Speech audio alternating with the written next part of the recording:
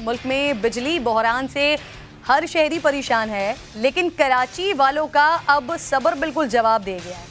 जिन इलाकों में नाज़रीन सूरत हाल ये है कि पहले बिजली जाती नहीं थी, अब वहाँ आती नहीं है। लोड शेडिंग का जो दौरानिया है ना, वो 15 से 18 घंटे तक पहुँच चुका है। बिजली की बंदिश के खिलाफ गुज़िश्ता रोज़ से माड़ीपुर रोड पर होने वाला एहतजाज अब ऑब्वियसली धरने में बदल चुका है। पुलिस ने मुजाहिरीन पर लाठी चार्ज किया है, शेलिंग की है, दर्जनों मुजाहिरीन को गिरफ्तार किया है। पुलिस से झड़पों के दौरान ही एक खातून के जाबाक होने की इत्तलात मिल रही हैं, कई अफराद के ज़ख्मी होने की इत्तलात मिल रही हैं। मुजाहिरीन ये दावा कर रहे हैं कि खातून की जो मौत वाक़ हुई है वो पुलिस की शेलिंग की वजह से हुई है, लेकिन पुलिस हुक्काम इस बात की तरदीद कर रहे हैं। ये MQM और दीगर जमातें ये तो अपने लड़ाई झगड़ों में चल रही हैं, अभी इनके नए नए इत्तेहाद बने हैं, वहाँ पर सारे मामलात हो रहे हैं। लेकिन आप मुस्तफ़ा कमाल साहब बहैसियत पार्टी आप खामोश हैं, आपकी तरफ से कोई मुझे एहतजाज या कोई कॉल वगैरह दिखाई नहीं दी सर ये बिजली के मामले पर। ये 10 दिन से हम ये NH 240 के इलेक्शन के बाद तो रोजाना ही अपनी बात कर रहे हैं, एहतजाज कर रहे हैं, हर तरह से बात कर रहे हैं। और ये सन जो है वो गिरवी रख दिया गया है। पहले जरदारी साहब को इमरान खान की हुकूमत चलाने के लिए खुली छुट्टी दे दी गई थी पीपल्स पार्टी को कि इनको कुछ ना बोला जाए वरना इमरान खान की हुकूमत गिरा देंगे। अब शहबाज शरीफ की हुकूमत तो उससे भी कमजोर है, अब उनको उस बहाने खुली छुट्टी दे दी गई है। तो इस मुल्क ये मुल्क जो है वो ऑटो पे चल रहा है, ऑटो पे सब लोग अपनी जात की फिक्र में लगे हुए, मुल्क और कौम को किसी की फिक्र नहीं है। हर आदमी, हर ओहदेदार, हर जिम्मेदार, हर जो बड़ा है वो बस अपनी जात पे लगा हुआ है कि उसको अपनी बचाए और अपने आगे का हिसाब किताब ठीक करे।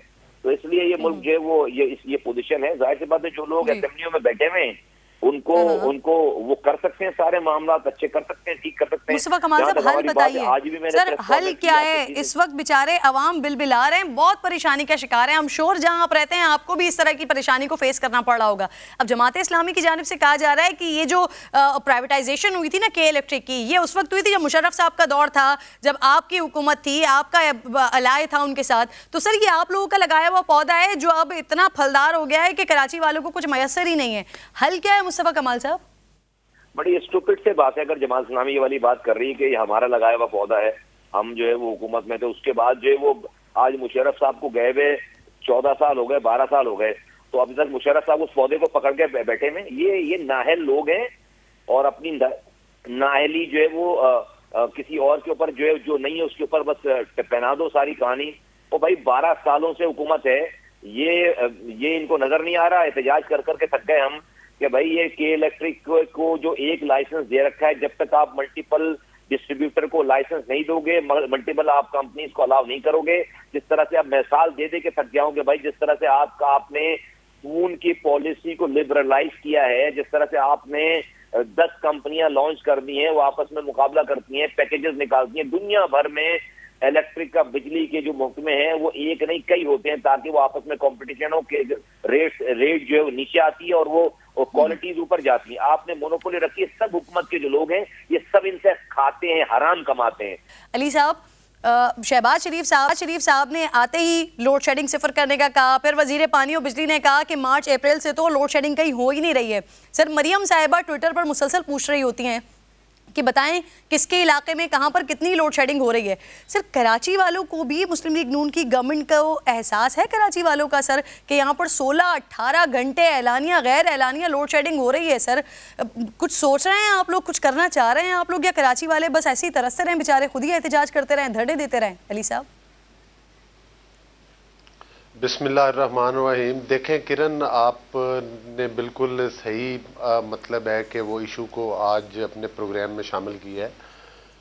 असल मसला ये है कि के इलेक्ट्रिक का पहले आप जिक्र कर रही थी, मैं सुन रहा था कि जाहिर है कि ये परवेज़ मुशर्रफ के टाइम में डील हुई थी और पिछले जिस तरह से कि अभी मुस्तफ़ा कमाल साहब भी बात कर रहे थे कि वो इमरान खान साहब के टाइम में एक इनके किसी ओनर का नाम आ रहा था कि वो उनके साथ बड़े रिलेशन थे और उन्होंने उनकी वसातत से बड़ी पेमेंट से निकाली।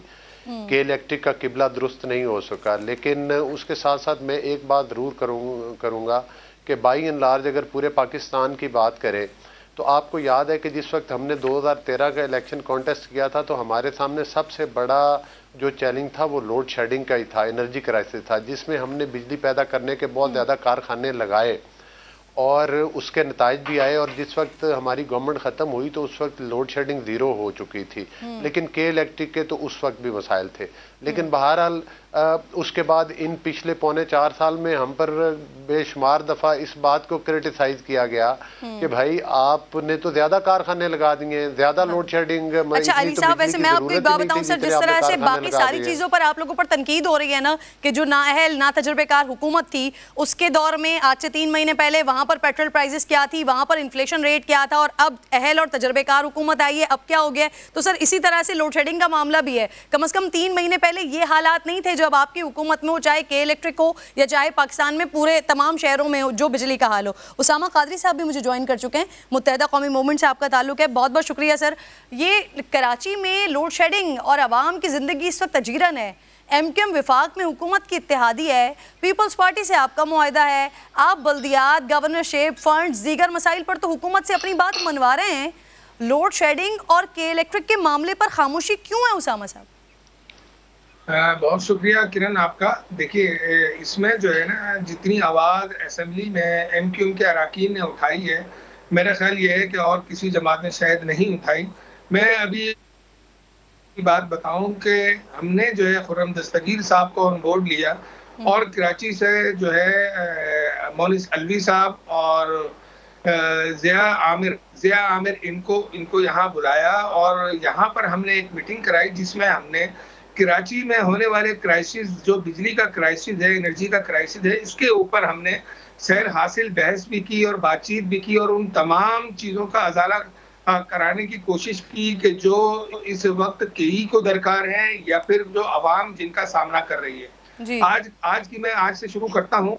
आज जो भी कुछ हुआ कराची में, मैं समझता हूँ कि भरपूर मजम्मत करनी चाहिए कि लोड शेडिंग के ऊपर अगर आवाम अपने घरों से बाहर, आप कह रहे हैं मीटिंग्स हुई, मीटिंग्स की आपने, विफाक तक, मरकज तक अपनी बात पहुंचाई, तो सर आपकी बात इतनी बेसूद साबित हुई कि अभी तक कोई फर्क तो नहीं पड़ा कराची में? मैं बताता हूं। उसमें जो है, उसमें चंद एक मामला जो है, देखिए मैं केई की हिमायत नहीं करूंगा। सबसे पहली चीज तो यह है कि इस वक्त की हुकूमत को, साबिका हुकूमत को जो है यहाँ पर कंपटीशन का एक तरीक़ेकार वज़ा करना चाहिए था। शंघाई है, दीगर इदारे हैं चाइना के, और उनको लाना चाहिए था ताकि यहाँ पर कंपटीशन जो है वो एक मोनोपोली जो है वो केई के हाथ में और एक एग्रीमेंट के तहत दे दी गई है कि जिसके नुकसानात जो है वो भुगत रहे हैं कराची शहर के अवाम।